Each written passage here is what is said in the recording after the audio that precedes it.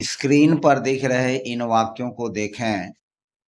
इन वाक्यों में हमने सीम और अपीयर का यूज करके हिंदी से इंग्लिश में ट्रांसलेट करने के बारे में चर्चा किया है।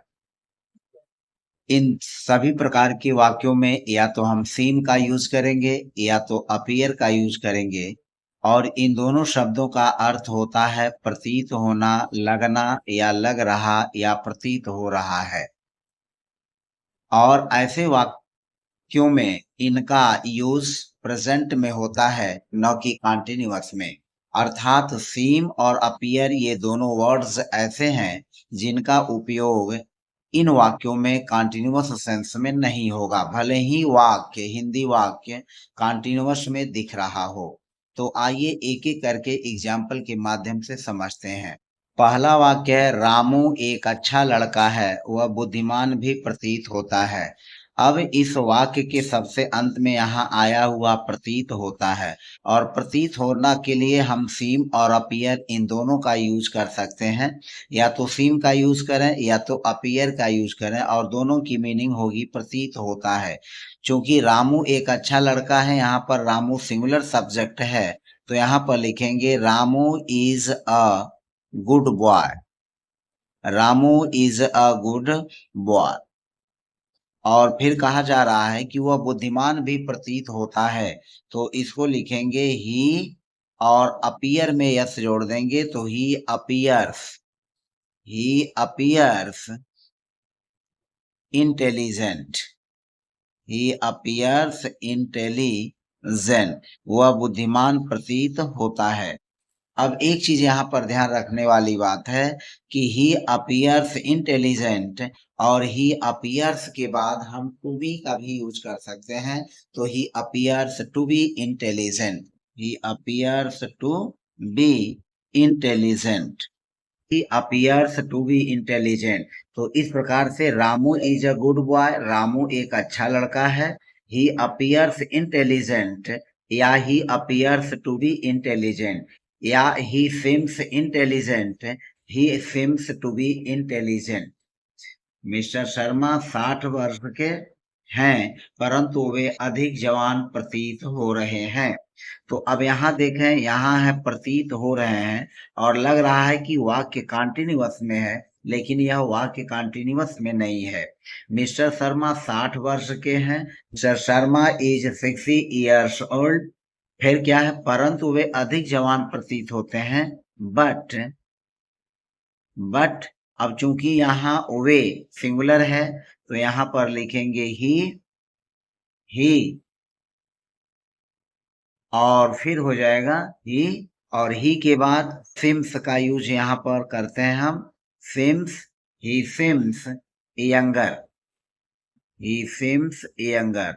वे जवान प्रतीत हो रहे हैं। तो यहाँ पर सब्जेक्ट सिंगुलर ही, इसके साथ हम सिम्स का यूज कर लेंगे, तो ही सिम्स यंगर, परंतु वे अधिक जवान प्रतीत हो रहे हैं।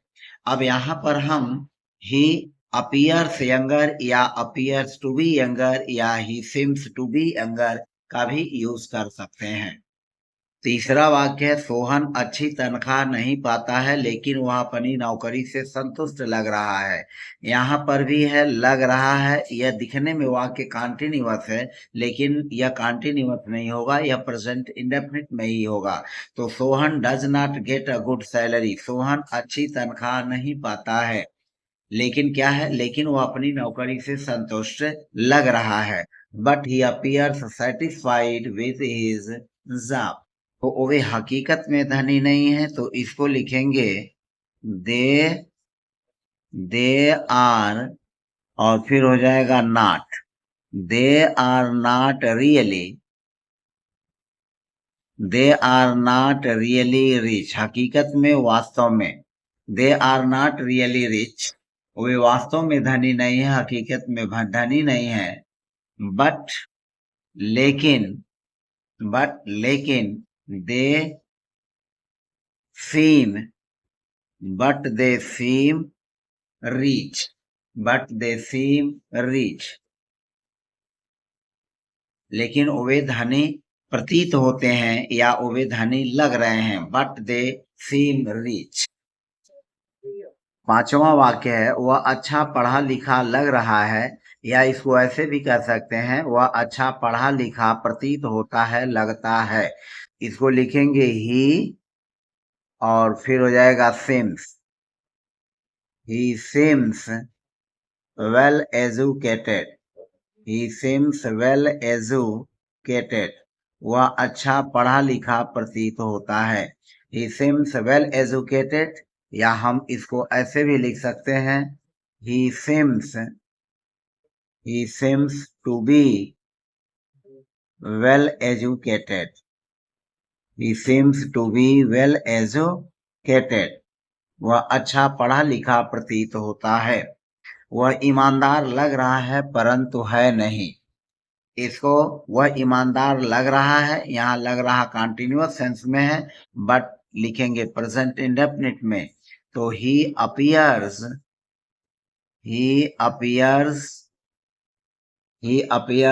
ऑनेस्ट।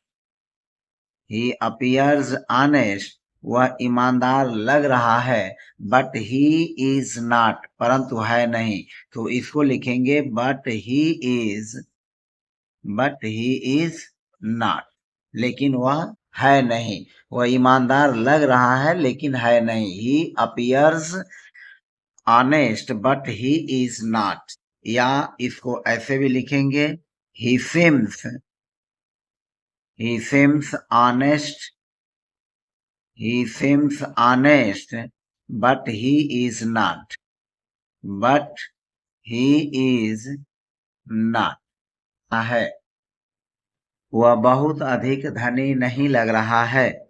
इसको लिखेंगे he does not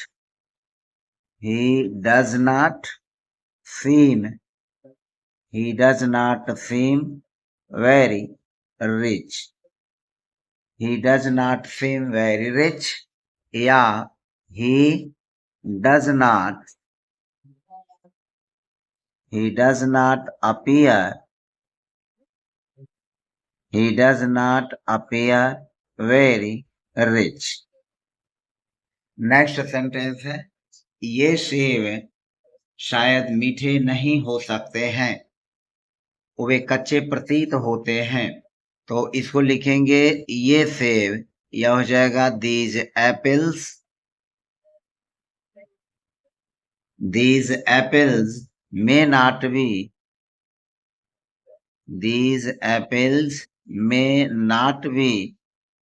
sweet। these apples may not be sweet, they seem raw, वे कच्चे प्रतीत होते हैं। तो यहाँ पर लिखेंगे they seem raw। these apples may not be sweet, ये सेब शायद मीठे नहीं हो सकते हैं, वे कच्चे प्रतीत होते हैं। तो यहाँ पर हो जाएगा these apples may not be sweet, वे कच्चे प्रतीत होते हैं। तो यहाँ वे के लिए हम दे का यूज नहीं करेंगे, यहाँ पर लिखेंगे those seem raw। ये सेब शायद मीठे नहीं हो सकते हैं, वे कच्चे प्रतीत होते हैं। तो these apples may not be sweet, ये सेब शायद मीठे नहीं हो सकते। तो these apples may not be sweet, वे कच्चे प्रतीत होते हैं। those seem raw। अगला वाक्य है ये मछलियां ताजी प्रतीत हो रही हैं। तो ये मछलियां, तो यह हो जाएगा सब्जेक्ट के रूप में these fishes, ये मछलियां ताजी प्रतीत होती हैं। तो seem fresh, these fishes seem fresh, ये मछलियां ताजी प्रतीत होती हैं। या हम इसको ऐसे भी लिख सकते हैं these fishes appear